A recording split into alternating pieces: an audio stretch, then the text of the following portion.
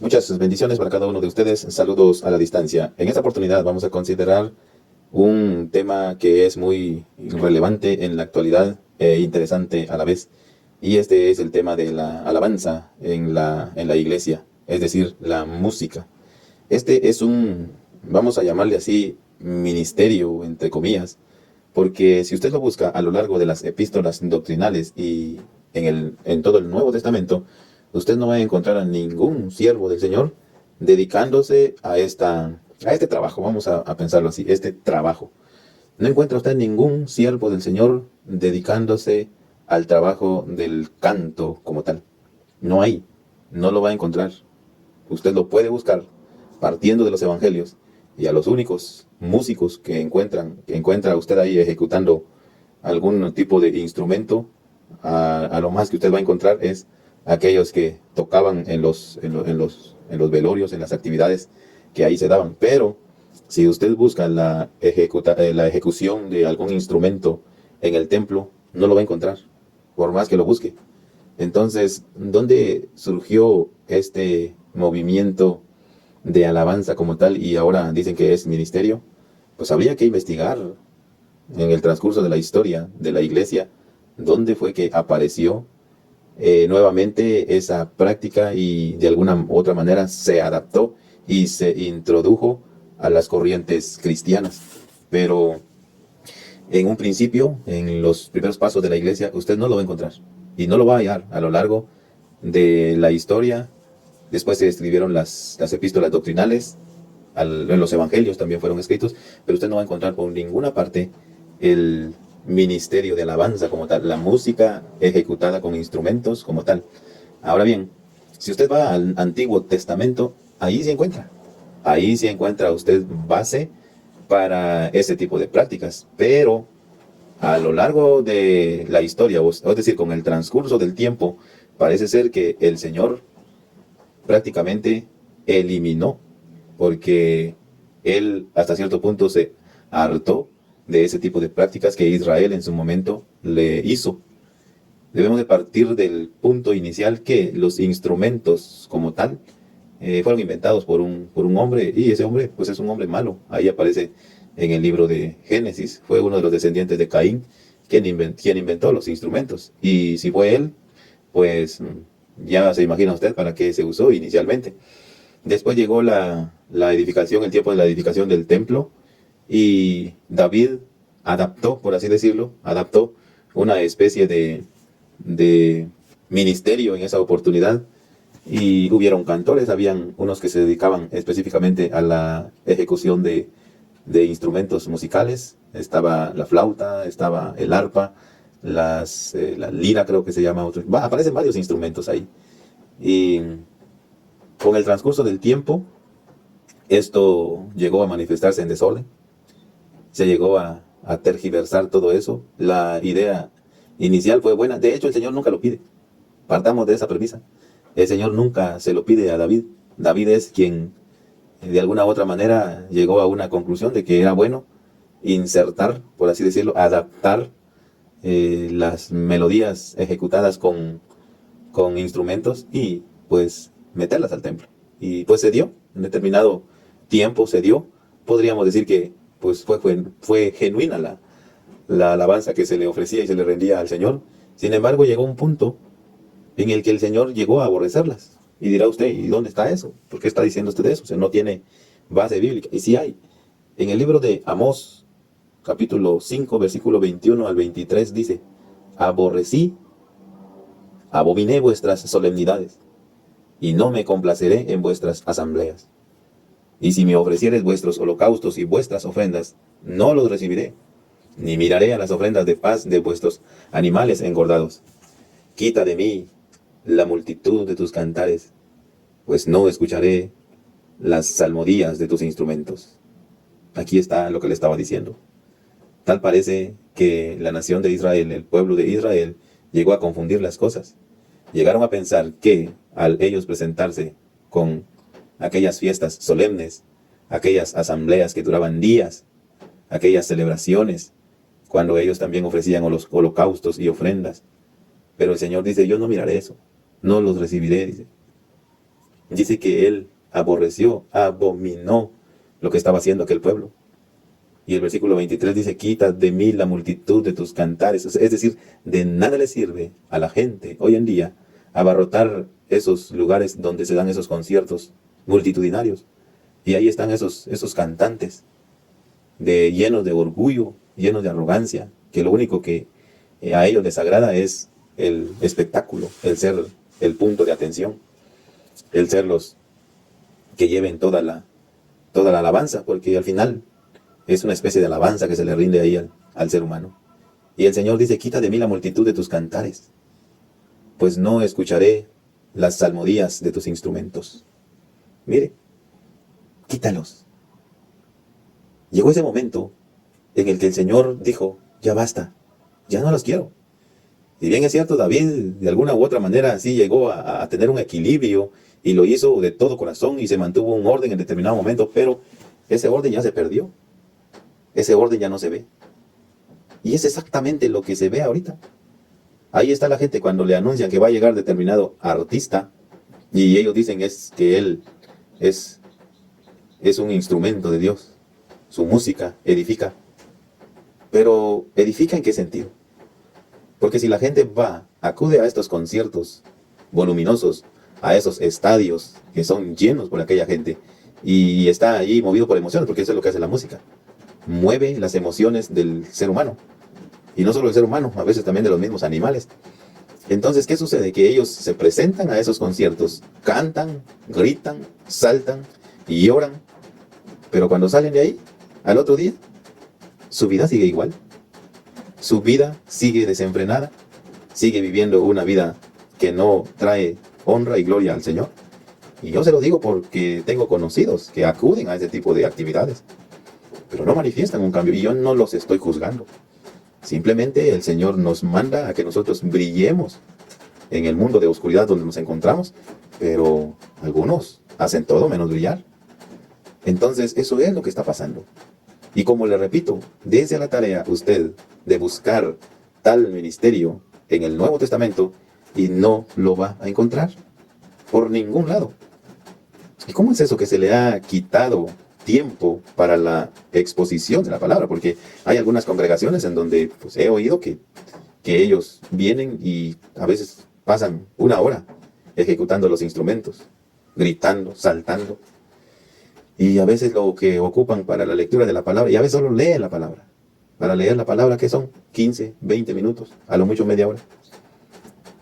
Es por eso que hay una especie de enanismo, ahí sí que con respeto a los que padecen de esa afección, ¿verdad? Porque aunque no es un impedimento como tal, sino que es algo que le caracteriza a ciertas personas, pero me refiero al crecimiento que no se da en estos creyentes. Ellos únicamente están viviendo una vida acomodada, una vida que no edifica, una vida que no influencia a los demás, pero pues no se pierden los conciertos que llega a dar esa gente. Y otro de los puntos bien claros que nos deja la palabra también respecto a este punto, pero a veces nosotros no entendemos cómo es que la gente no se da cuenta, la gente no abre los ojos. Y los versículos de la palabra de la Escritura están ahí. Si usted pertenece a una de estas denominaciones en donde le dan más énfasis a la música, entre comillas, ministerio de alabanza, y usted no está siendo edificado, pues pídale dirección al Señor y de pronto no es ahí su lugar donde usted debe estar. Porque como le repito, esa práctica no aparece en ninguna parte del Nuevo Testamento. Allá en la carta a los Efesios parece que eso dijera un versículo. Sin embargo, no. Lo estamos viendo a la luz de lo que nos muestran estos pasajes en el libro de Amós, que el Señor llegó a aborrecer estas prácticas. Y pues como llegó la orden de que se quitara, pues la quitaron.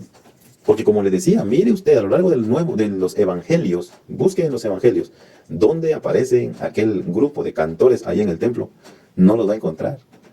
En el templo únicamente encuentra usted que hay disertación de la palabra. Ellos se reunían en el templo. ¿Para qué dice? Para leer la palabra cada séptimo día. Cada sábado se reunían ellos para leer la palabra. Pero hay algo bien interesante también que encontramos en este mismo libro, en el capítulo 6 del 4 al 6. Oiga bien, y cómo la palabra a la perfección cuadra con lo que se está viendo con esta gente. 4 al 6 de Amós 6 dice: ustedes se pasan el día recostado en lujosas camas de marfil y comiéndose lo mejor del ganado. Ustedes se la pasan tocando el arpa, se ponen a componer canciones y hasta inventan nuevos instrumentos. Así hacía el rey David. Beben vino hasta emborracharse y usan los más finos perfumes, pero nada les importa que el país esté en ruina. Esta traducción que estamos leyendo es la traducción al lenguaje actual. Si usted ha ido a uno de estos conciertos que presentan estos hombres, mire cómo viven. Mire la vida acomodada que ellos viven. Mire el tipo de casa donde ellos están. Mire el tipo de restaurantes que ellos frecuentan. Mire el tipo de vehículos con el que ellos se transportan de un lugar a otro. Algunos, inclusive he sabido, que tienen hasta, creo que, helicópteros para movilizarse, aviones para movilizarse. Y ahí está la palabra. Dice que esta gente se las pasa recostados en camas lujosas y comiendo lo mejor. Ellos se dan sus banquetes. Y cuando llega el momento, pues dice que tocan el arpa y componen sus canciones e inventan nuevos instrumentos. Es clara la palabra, ¿no? Esa es la ocupación de esta gente. Esta gente, ese es su trabajo. Y a lo que hoy en día los creyentes le llaman ministerio de alabanza. ¿Pero qué hace esa gente? Aprovecharse de la gente.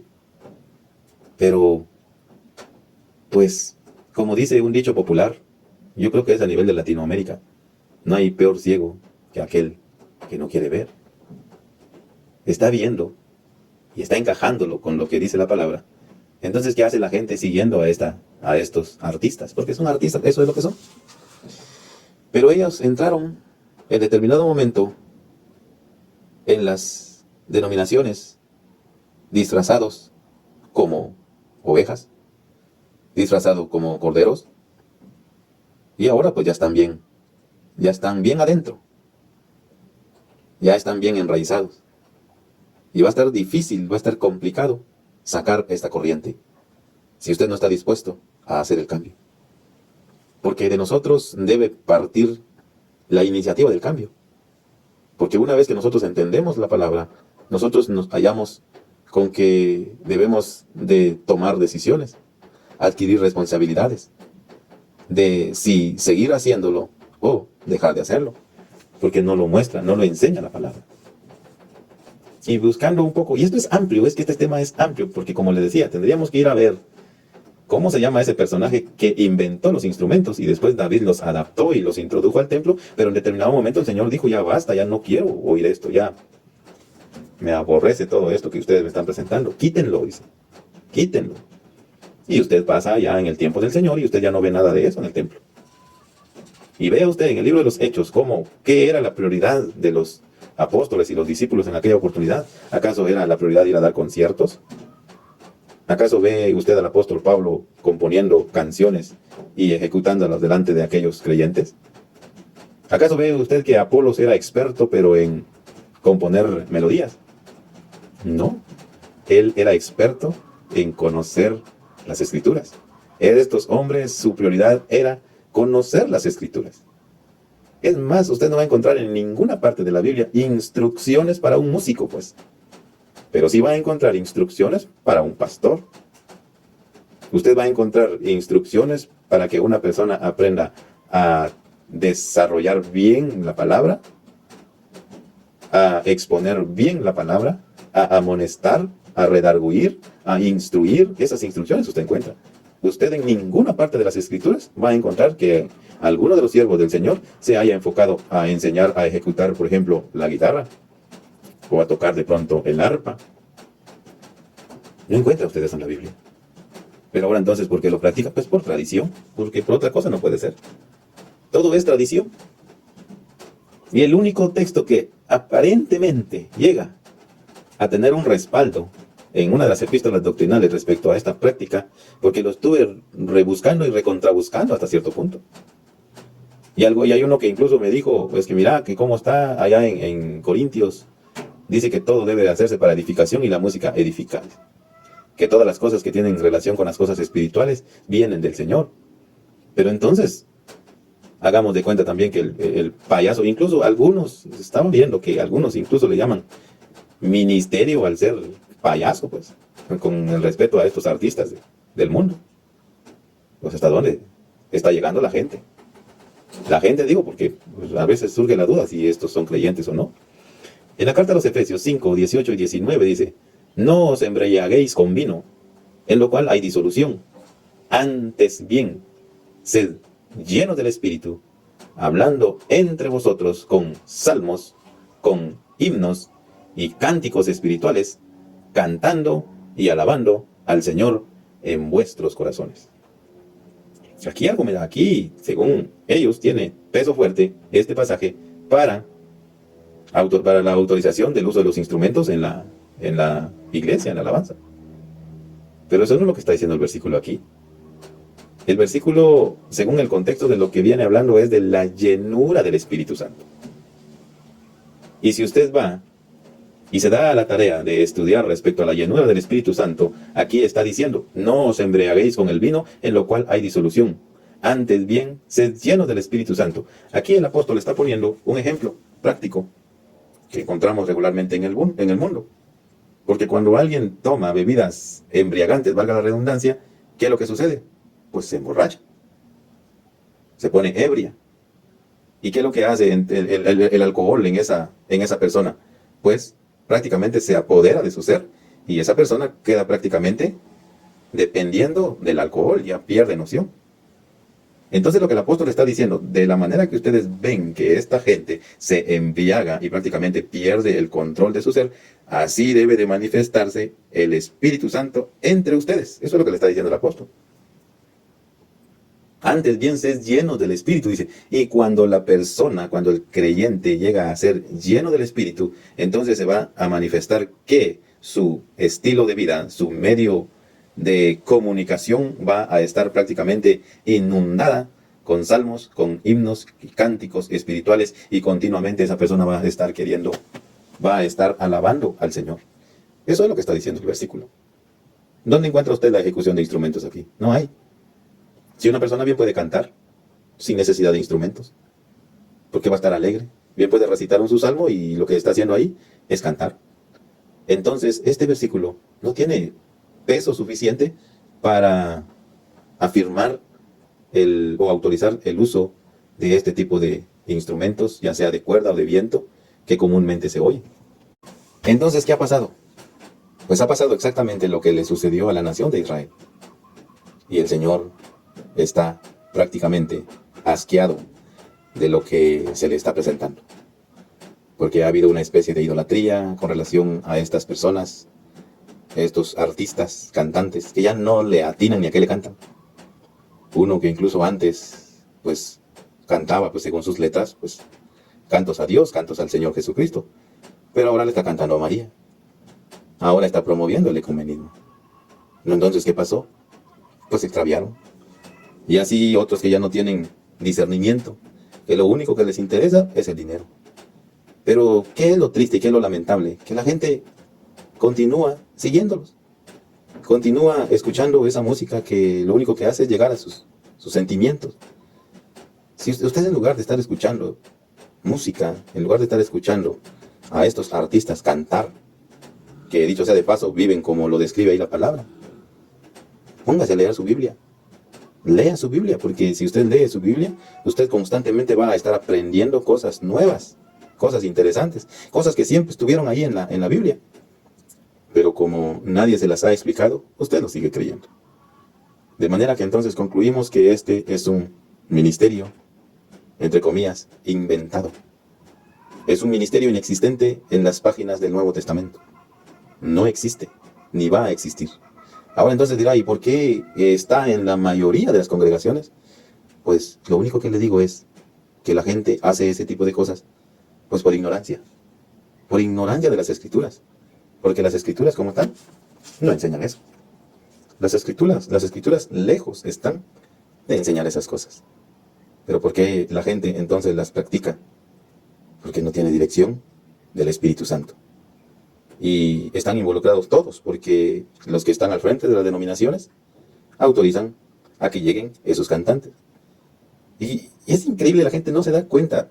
A varios de nosotros el Señor nos sacó del mundo. A mí me sacó del mundo. Y yo antes oía la música, que le digo, grupera, a aquel hombre que se llamaba, creo que era Vicente Fernández, los Tigres del Norte, que generalmente se oye esa música en las cantinas, en los bares, en las ferias. Y viene el ministro, entre comillas, el ministro de alabanza, y solamente copia y pega esa música y le pone su letra, dice, según él, cristiana. Y ahí está la gente, es que a mí me edifica, es que a mí me llena. ¿Por qué? Pues por ignorancia, no le puedo decir otra cosa, no le puedo decir aquí palabras que de pronto a usted lo van a ofender, sino que solo vamos a usar el término ignorancia. Leamos nuestras Biblias, leamos lo que el Señor nos ha dejado para que nosotros nos conduzcamos en este mundo, según su dirección, según su guianza. Y como dijo el apóstol en determinadas oportunidades, si es que tenéis el Espíritu Santo. Porque a veces eso sucede. Y ese es el estratagema del mismo enemigo. Entretener a la gente y hacer creer a la gente que es, pero que no es. No es. Nunca fue. Y puede ser que sea, porque la persona puede arrepentirse. Y entonces la conclusión es que leamos nuestras Biblias y nos demos cuenta que esa corriente realmente ha causado mucho daño y tiene a mucha gente confundida en la actualidad, en el mundo moderno.